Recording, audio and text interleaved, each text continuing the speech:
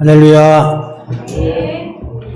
오늘 김선우 권사님의 찬양이 제 제목을 보셨나 봅니다. 아주 어쩌면 그렇게 딱 맞고 하나님 크게 영광 받으신 줄로 믿습니다. 우리도 박수로 하나님께 영광 올리겠습니다.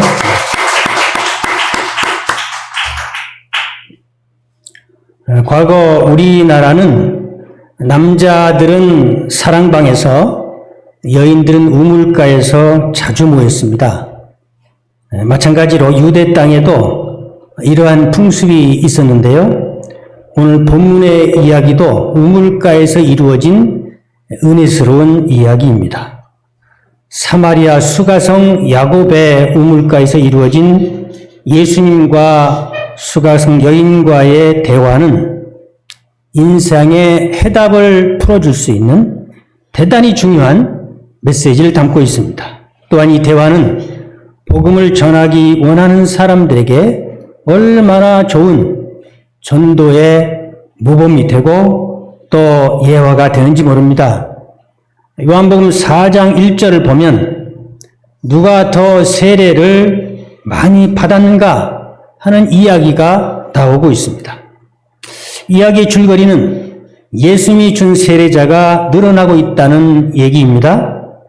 이 소문이 파다하게 예루살렘에 퍼졌습니다. 당시 성전에 주요 세력이던 바리새인들의 입장에서 보면 성도가 많아지는 것은 그들의 체제를 유지하는 데 대단히 중요한 일이었습니다. 그런데 당시 세례요한이 나타나서 그들을 당황스럽게 했습니다. 게다가 오늘 본문과 같이 예수라는 분이 나타나서 세례를 주어 그 제자의 수가 늘어난다는 얘기입니다. 그러자 그들은 예수 일당을 가만둘 수가 없었습니다. 예수님께서는 이런 상황을 보면서 오늘 결단을 내리고 있습니다. 본문이 주시는 말씀을 따라서 우리가 예수님을 만나기 위해서 어떻게 해야 할지 살펴보면서 은혜를 나누고자 합니다. 예수님을 만나기 위해서 우리가 어떤 신앙을 가지면 좋을까요? 첫 번째, PPT가 떠야 됩니다. 첫 번째, 종교적인 신앙을 떠나야 합니다. 한번 따라서 해보실까요?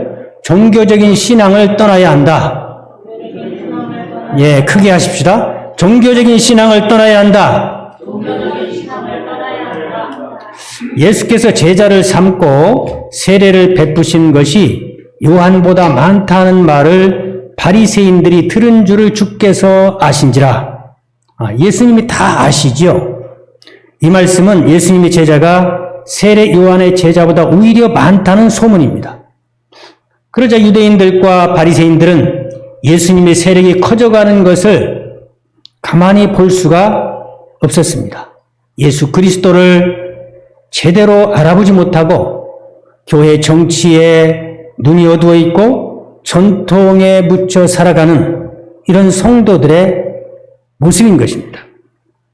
요한복음 2장 14절에도 보시면 성전 안에서 소와 양과 비둘기를 파는 사람들과 돈 바꾸는 사람들이 앉아있는 것을 보시고 채찍으로 내쫓으시며 상을 엎으시며 말씀하시되 내 아버지의 집을 장사하는 집으로 만들지 말라고 책망하셨습니다.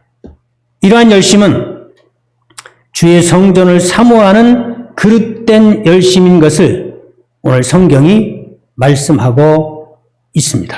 다시 말하면 하나님의 뜻에 맞는 열심이 아니라는 말입니다.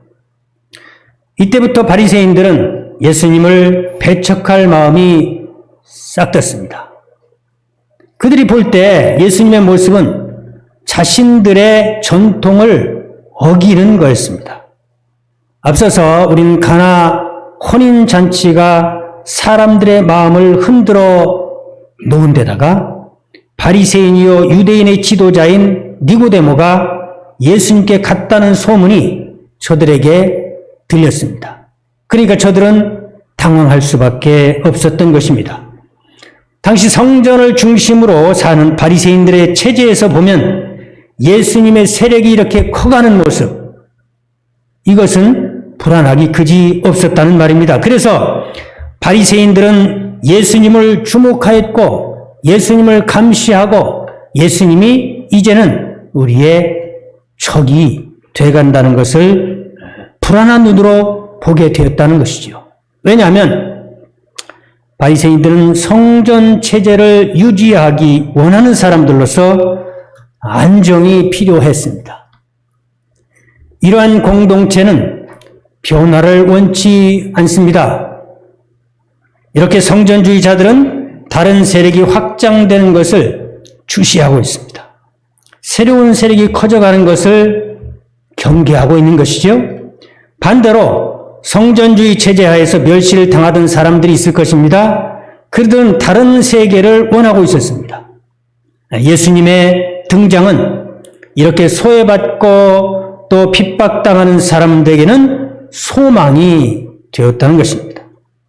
예수님은 바로 하나님의 공의가 이 땅에 이루어지기를 원하셨고 어둠의 세력을 타파하고 이제는 성전의 전통만을 따라가는 저런 사람들을 이제 몰아내고 빛 대신 예수님이 성전을 차지해야 된다는 것입니다. 구약의 많은 선지자들은 통해서 800여 년 동안 공의와 인애를 외치시면서 선지자들은 하나님께로 돌아오라고 설파했습니다. 체제를 유지하려는 무리들과 하나님의 공의를 이루시고자 하는 예수님은 어둠과 빛처럼 서로 섞일 수가 없었습니다. 이들은 어디에선가는 부딪힐 수밖에 없는 구조였다는 것입니다. 요한복음 1장 5절에 이렇게 말씀합니다. 빛이 어둠에 비치되 어둠이 깨닫지 못하더라. 바리새인들은 예수님을 이처럼 알지 못했습니다. 아니, 알 수가 없었습니다. 이런 분위기를 아시고 예수님께서는 떠나기로 결단하신 것입니다. 예수님은 그들과 불필요한 갈등을 겪을 게 아니라 이곳을 떠나야 한다는 것입니다. 사랑하는 성도 여러분, 하나님께서 바라는 성도는 성전주의자가 아닙니다. 자신의 경험을 믿고 자신의 오랫동안의 신앙의 연조만을 믿는 것이 바른 신앙인가? 물론 그것도 대단히 중요합니다만, 그러나 교회 전통과 경험으로 다져진 종교적인 행위를 하나님께서는 바라지 않는다는 것입니다. 어떤 것이 잘못된 전통이고 어떤 것이 종교 행위인지 그들은 잘 분별을 하지 못하고 있었습니다. 사랑하는 성도 여러분, 신실한 신자는 전통에서 떠나는 용기가 필요합니다.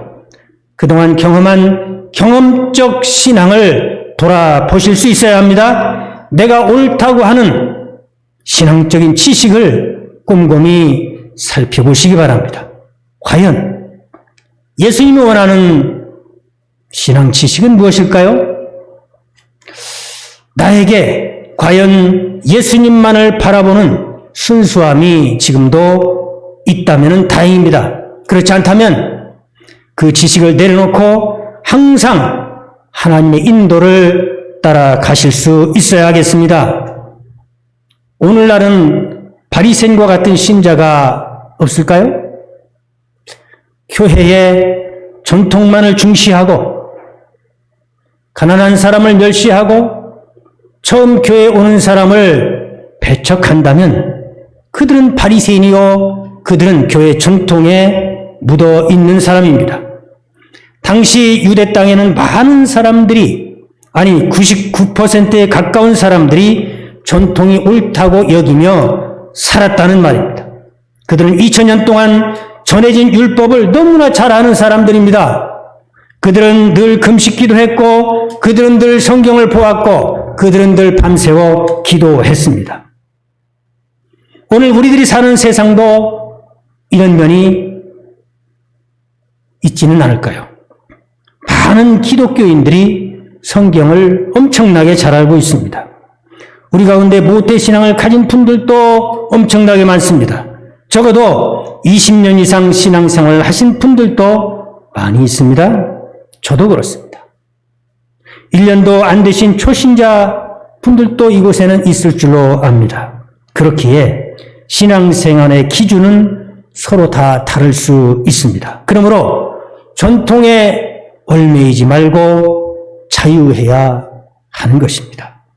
그래서 전통을 우리는 조심해야 합니다. 유전이라는 전통 가운데 율법을 빙자한 것이 많기 때문입니다.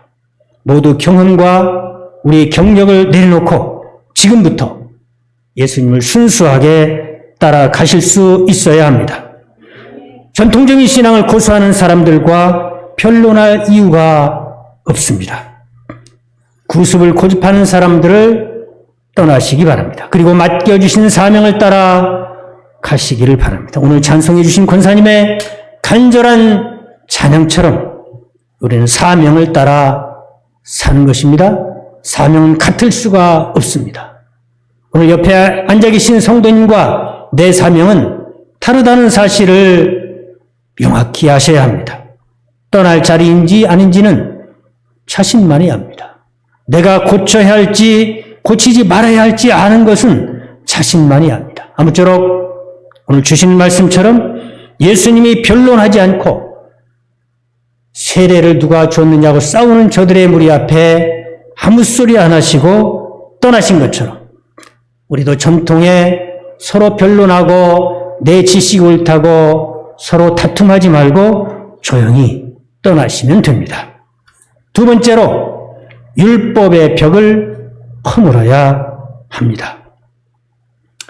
우리가 아는 사마리아는 어떤 땅입니까? 한마디로 버려진 땅이요, 버려진 사람들입니다. 무시당하는 사람들입니다. 배척당한 사람들입니다. 아수르가 북이스라엘을 침공하여 식민 전책을 통해서 저들을 혼연 민족으로 만들고 말았습니다. 그래서 저들은 민족의 정체성을 잊어버렸습니다. 오늘날로 말하면은 아마 술집에서 몸을 파는 여자일 수도 있습니다. 여러분 그거 아세요? 예전에 제가 수원에서 살 때에 이 새를 놓았는데 문간방에 아가씨가 와서 새를 사놨어요. 20대 그저 될까 말까 10대 후반에 여자아이들이 2명이 왔는데 이 여자아이들이 출근을 오후 3시쯤 합니다. 그리고 퇴근을 빨리 오면은 새벽 3시에 하는 것이죠. 그래서 이상하다 싶어서 그러나 남의 딸 어떻게 할 수는 없잖아요. 그런데 어느 날 갑자기 맥주를 한 병 들고 오징어포를 가지고 저한테 왔습니다. 아저씨, 어쩐 일이야, 어서 와. 아저씨, 제가 이제 이곳을 떠나게 됐습니다. 어디로?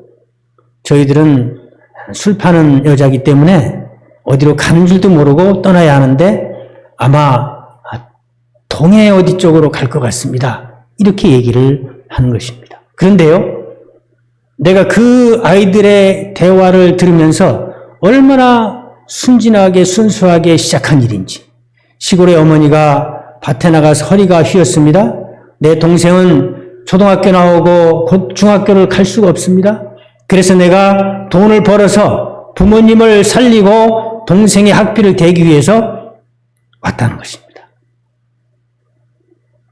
여러분, 술 파는 데 있는 여자분들이 다 나쁜 사람인가요?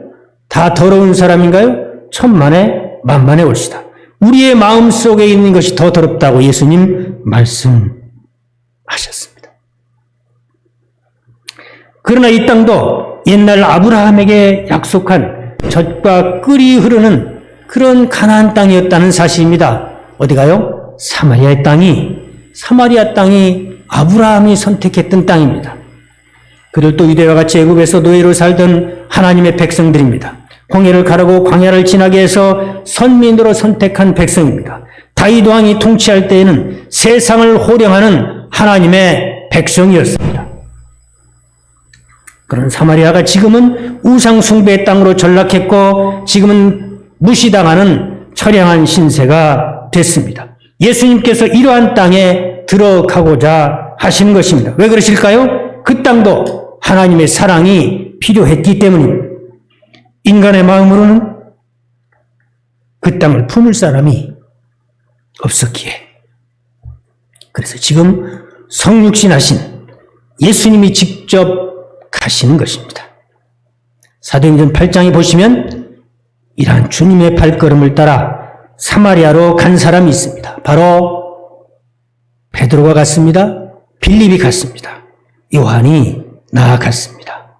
이런 사람들은 진정한 예수님의 사람들입니다. 이렇게 사마리아는 더 이상 방치할 수 없는 백성이었습니다. 세계 복음화를 위해서 꼭 지나가야 하는 땅입니다. 이 문빗장을 누구도 열지 않기에 예수님께서 직접 열고 계신다는 사실입니다.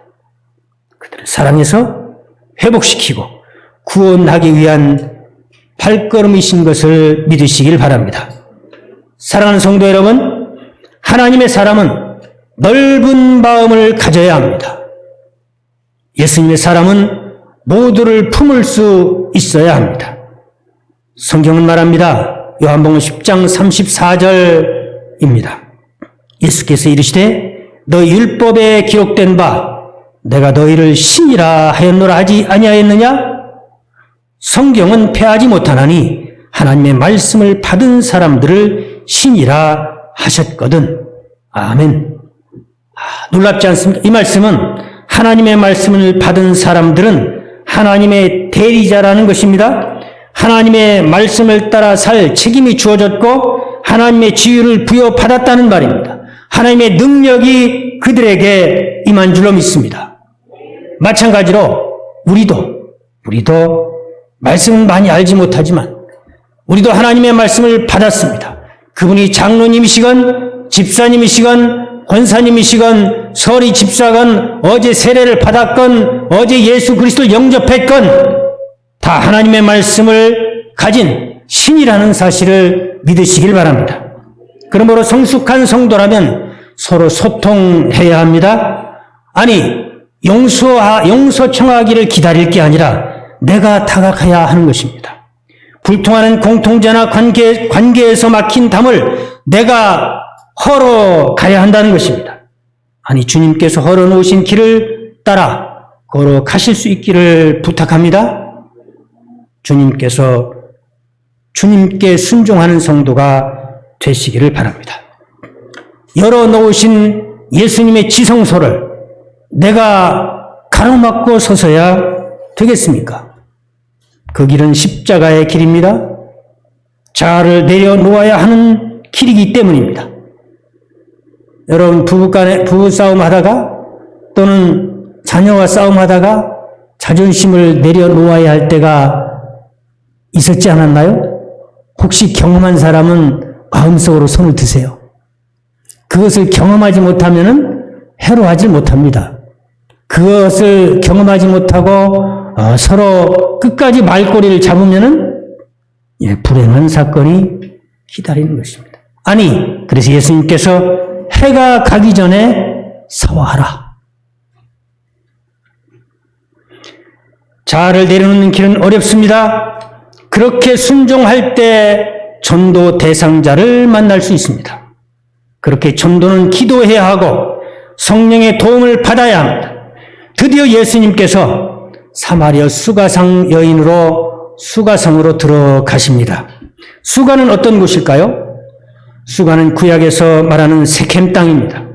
창세기 12장 5절로 6절에 보면 아브라함이 그의 아내 사레와 조카 롯과 하란에서 모은 모든 소유와 얻은 사람들을 이끌고 하나님께서 내가 너를 이끌고 너를 인도할 땅으로 가라 해서 첫 번째 도착했던 가나안 땅의 장소가 세켐입니다.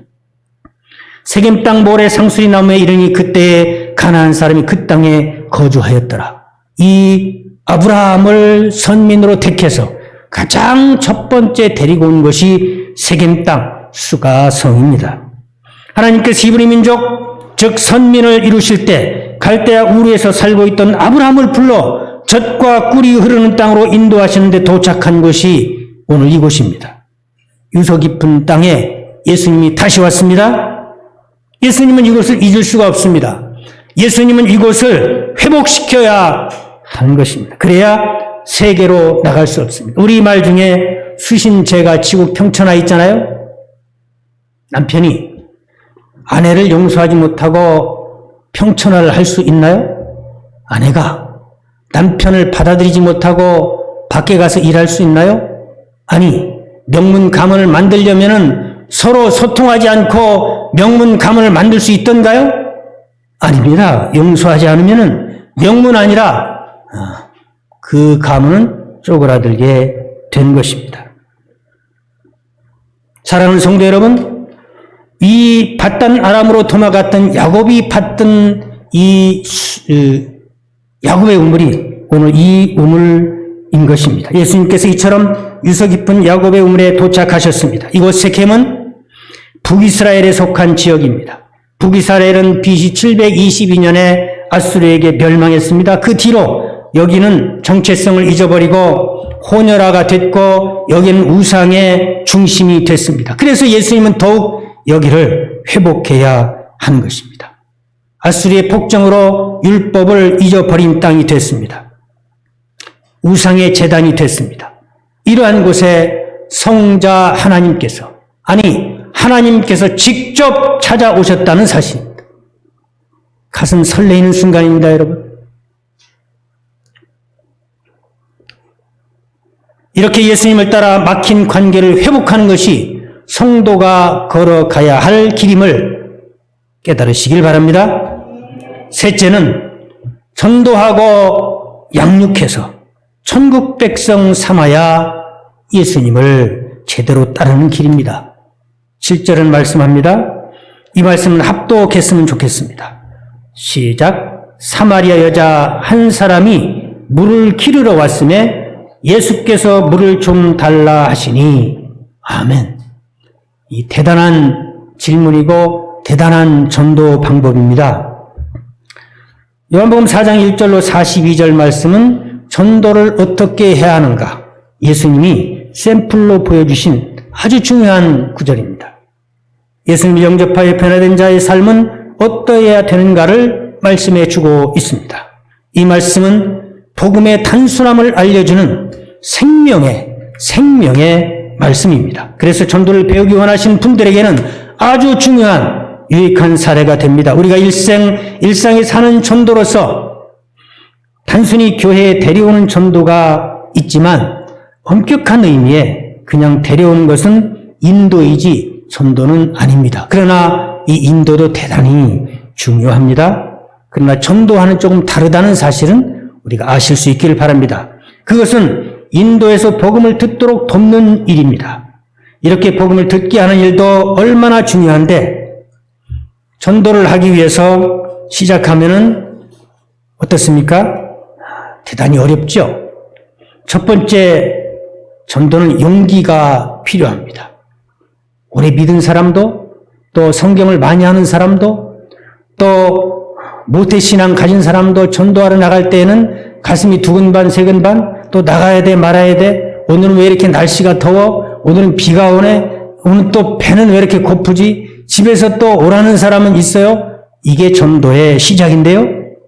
처음으로 전도할 때마다 두렵고 떨리는 마음을 극복해야 합니다.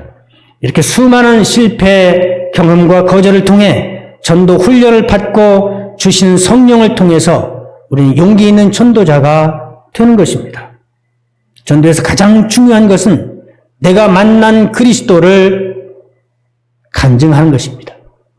그래서 내가 예수 믿었는데 이러한 면이 좋더라. 그래서 그거를 적어도 1분 정도로 정리할 필요가 있습니다. 잘 정리해가지고 그것을 달달달 외우는 것입니다. 사람을 만나면은, 왜냐하면 사람을 만나서 예수 믿으세요 그러면은, 예수 믿으세요 그러면은, 이게 뭐 이런 게 있어? 가! 이러는 사람도 있고, 또 그냥 보지도 않고 가는 사람이 있고, 뭐 주면은 탁 치면서 가는 사람이 있고, 그러다가 10명 중에 1명 반응이 오면은, 그때 저는 이 가까운 교회에서 나왔는데요. 제가 예수 믿고 나니까 이런 간증이 생겼습니다. 내가 이 얘기를 우리 선생님에게 꼭 하고 싶습니다. 자기의 뜨거운 간증이 없으면은 전도가 어렵다는 것입니다. 그래서 이것을 얘기할 때에 그리스도에게로 이끄는 강한 메시지가 되는 것입니다. 예수님의 전도 순서를 보면 그곳에 있는 물건을 이용하십니다. 오늘 그렇죠. 우물가에 가서 거기에 물론 우물가에 그 앉아있는 자리도 있을 것입니다.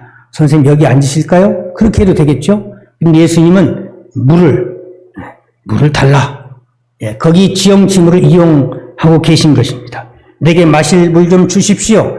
그러자 여인은 말합니다. 어찌 사마리아 여자인 나에게 물을 달라 하십니까? 예수님이 다시 질문합니다. 당신이 하나님께서 주시는 선물이 무엇인지 물을 달라 하는 사람이 누군지 알았더라면 오히려 구하였을 것인데 그러면 그가 너에게 생명의 물을 주었을 것이다. 그렇게 대답합니다. 그러자 여자가 말합니다. 선생님, 당신에게는 물기를 그릇도 없고 이 우물은 깊은데 어디서 생명의 물을 구한단 말이오? 당신이 우리 조상 야곱보다 큽니까? 예수님 말씀합니다. 13절로 14절인데요. 여기 없나요? 제가 읽습니다. 예수께서 대답하여 이르시되 이 물을 마시는 자마다 다시 목마르려니와 내가 주는 물을 마시는 자는 영원히 목마르지 아니하리니 내가 주는 물은 그 속에서 영생하도록 솟아나는 샘물이 되리라. 아멘. 자, 이 말을 이 여자가 들었을 때 어떨까요? 야, 내가 바로 찾는 물입니다. 그렇게 얘기하지 않았겠습니까? 그러자 여자가 말합니다. 선생님, 그런 물을 주셔서 제가 다시는 목이 마르지 않을 뿐더러 물을 기르러 여기에 오지 않게 해주십시오. 그렇게 말하고 있습니다. 예수님 말씀하십니다. 가서 당신의 남편을 불러 이리로 데려오시오. 이 말을 듣고 여인은 깜짝 놀랍니다. 남편이 없습니다. 예수님 말씀하십니다. 당신이 남편이 없다고 하는 말이 옳다. 실제로 당신은 남편이 5이나 있었고 지금 당신의 남편도 함께 사는 사람도 내 남편이 아니다. 이 말을 듣자 여자는 놀랐습니다. 주여, 그리스도여, 당신은 선지자로소이다. 고백을 하는 것입니다. 비로소 여인은 그리스도를 만났습니다. 할렐루야. 드디어 여인이 변화된 것을 알 수 있습니다. 이러한 여인의 고백은 마치 마태복음 16장 16절에서 베드로가 고백했던 그 신앙 고백을 방불케 합니다. 실제로 그녀는 전도할 때 이렇게 전도한 것을 요한복음 4장 28절에 말씀합니다. 여자가 물동이를 버려두고 동네로 들어가서 사람들에게 이르되 내가 행한 모든 일을 내게 말한 사람을 와서 보라. 이는 그리스도가 아니냐. 아멘. 이 여인은 성경을 잘하는 사람이었다는 사실을 지금 알 수 있습니다. 그러니까요, 성경을 많이 아는 사람이라고 예수를 꼭 만났다 장담할 수 없습니다. 마음으로 예수 그리스도를 모셨느냐, 예수 그리스도를 모시면 기쁨이 있느냐, 예수 그리스도의 말씀에 순종하고 있느냐가 중요한 것입니다. 와서 보십시오. 이가 예수 그리스도입니다. 자기 간증을 얘기하고 있습니다. 놀라운 고백입니다. 그렇다면 그리스도를 만나기 위해서는 어떻게 해야 할까요? 첫 번째로 그릇된 전통과 경험은 우리가 버릴 수 있어야 합니다. 그래야 그리스도를 만날 수 있습니다. 성령과 말씀이 중심되는 교회가 되실 수 있어야 합니다. 교회는 논쟁하는 곳이 아닙니다. 말씀과 기도로 예수님을 알아가는 곳이고 예수님을 만나는 곳이고, 그래서 사마리아와 같은 벽이 있는 이웃에게 찾아가서 생명의 말씀을 전파하는 곳입니다. 둘째로 막힌 관계를 회복해야 그리스도를 만날 수 있습니다. 먼저 용서하고 그리스도의 사랑이 필요한 사람에게 내가 손을 건네고 말을 건넬 때 그리스도가 두 분 사이에 임하게 될 줄로 믿습니다. 셋째는 전도할 때 그리스도를 만날 수 있습니다. 전도를 해보신 분은 전도하고 나서 결과가 없더라도 얼마나 마음이 기쁜지요. 얼마나 흡족한지요. 이것이 하나님께서 예수 그리스도께서 주시는 은혜입니다. 현장에 가서 변화되는 사람을 보면서 우리는 감동하게 된 것입니다. 실제로 그리스도는 바로 이렇게 세상 욕심을 버리고 소망을 버리고 빈 마음이 준비된 사람에게 찾아오십니다. 본문 사마리아 여인은 6명의 남편이 있다고 말했습니다. 자, 6명의 남편이 무엇을 의미할까? 이것은 영적으로 사람을 의미합니다. 이것은 영적으로 세상을 의미합니다. 사랑 찾아 결혼을 수십 번 해도 흡족함이 없다는 것입니다. 사랑 찾아 친구를 찾아가서 내 사명, 내 사정을 얘기해도 나에게 사랑의 흡족함이 없다는 것을 말씀해 주고 있는 것입니다. 그러므로 내 갈증을 찾기 위해서 어떤 분은 독서해야 갈증이 풀린다는 사람도 있는데 그것은 지식의 욕망을 채우는 것에 불과한 것입니다. 물론 좋은 책이 좋습니다. 그러나 예수 그리스도를 만날 때에 샘솟는 기쁨이 있는 줄로 믿습니다. 하나님의 사랑만이 완전한 사랑입니다. 예수님의 사랑만이 완전한 사랑인 것을 믿으시기 바랍니다. 예수님께서 내려주시는 성령만이 우리의 가라앉은 심령을 채울 수 있다는 말씀입니다. 그래서 사마리아 여인은 진리의 생명이신 그리스도를 만나자 물동이를 내에 던졌습니다. 물동이는 이 여인의 최고의 소유입니다. 내가 가지고 있는 것 물론 중요합니다. 그것을 제일 첫 번째로 삼지 않았다는 것입니다. 여러분들의 첫 번째는 무엇인가요? 예수 그리스도로 삼으실 수 있기를 바랍니다. 우리 여기서 영상 잠깐 보실까요?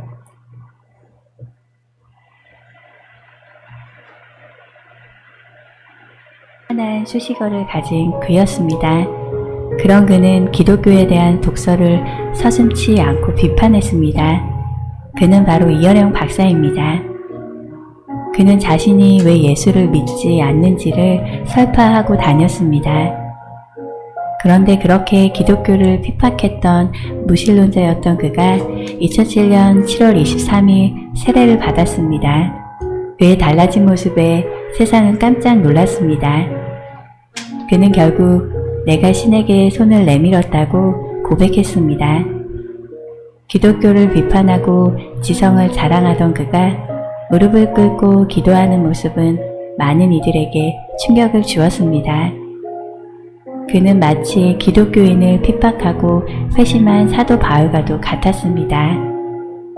이어령 박사는 과거 오류로만 보였던 성경이 지금은 구슬을 꿰듯 새롭게 읽힌다고 말하며 그는 나는 바울이 아닌 도마이다. 보지 않으면 믿지 않는 지식인이었다고 고백했습니다. 그러나 도마도 물에 빠지면 허우적거리고 철저한 절망의 궁극에 이르면 욥처럼 영성의 소리를 듣게 된다며 기독교의 기이한 과정을 설명했습니다. 절대 변하지 않을 것 같은 그의 꼿꼿함을 무너뜨린 것은 딸 때문이었습니다. 갑자기 딸이 시력을 잃게 된 것입니다. 오랫동안 암투병을 하다가 암이 나았는데 또다시 앞을 보지 못하는 시련을 당하게 된 것입니다. 이어령 박사는 자신의 딸이 시력을 잃게 되어 살아있는 동안 다시는 자신의 얼굴을 볼 수 없다는 사실을 정말 믿을 수 없었습니다. 너무나도 사랑했던 딸이었기 때문입니다. 자신만을 믿고 살았던 이어령 박사는 그때 하나님 앞에 꼬꾸라졌습니다. 이어령 박사는 미국 하와이의 한 작은 교회에서 눈물로 하나님께 이렇게 기도드렸습니다. 하나님, 나의 사랑하는 딸 미나에게서 빛을 거두시지 않는다면 남은 삶을 주님의 종으로 살겠나이다. 결국 딸은 시력을 회복했습니다. 하나님은 이어령 박사의 기도를 들어주셨습니다. 그리고 이어령 박사는 하나님의 일하심을 보고 이렇게 고백했습니다. 나의 지식과 돈이 너를 구하지 못했다. 정말 내가 주 안에서 편안함을 얻었다면, 새로운 생명을 얻었다면 나도 나의 무력이 증명된 것이 아니냐? 내가 이 무력함에 매달려 지금까지 살았구나. 같이 동행하자. 지금 자신은 없지만 내가 시력을 잃어가면서 본 빛을 나에게도 보이게 해달라.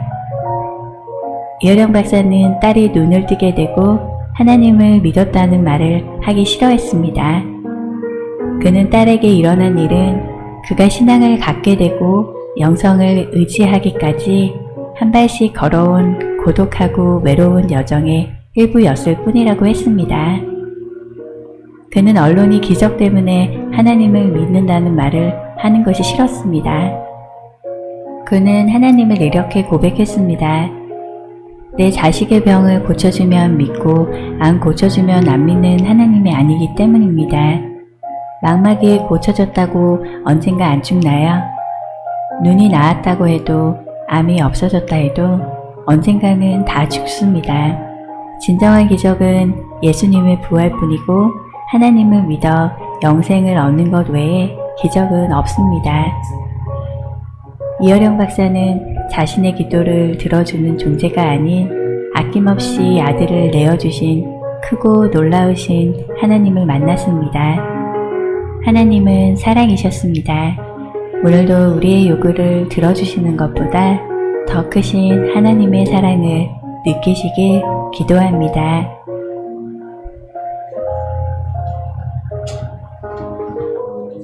아멘. 세상에 소망을 두고 살다가 그 꿈이 공허를 채워주지 못한 경우의 간증입니다. 그래서 고독을 겪게 되는데 결국 고독은 예수 그리스도를 만남으로 해결되고 인생의 갈증이 해소되었다는 간증입니다. 혹시 지식이 나의 갈증을 해결해 주리라고 생각했다면 이것도 내려놓으실 수 있기를 바랍니다. 그러므로 사랑하는 성도 여러분, 예수 그리스도를 만나 주님과 함께 동행하는 성도가 되시기를 축복합니다. 기도하겠습니다. 하나님 아버지, 주신 말씀을 통하여 은혜 내려주심을 감사드립니다. 세상 소망에 붙들려 살았던 사마리아 여인이 죄를 회개하고 예수를 영접하고 그리스도를 만난 것처럼 오늘 모든 성도들이 그리스도를 만나는 복을 자자손손 대대손손 허락해 주시기를 간절히 기도하옵나이다. 예수 그리스도의 이름으로 기도하옵나이다. 아멘.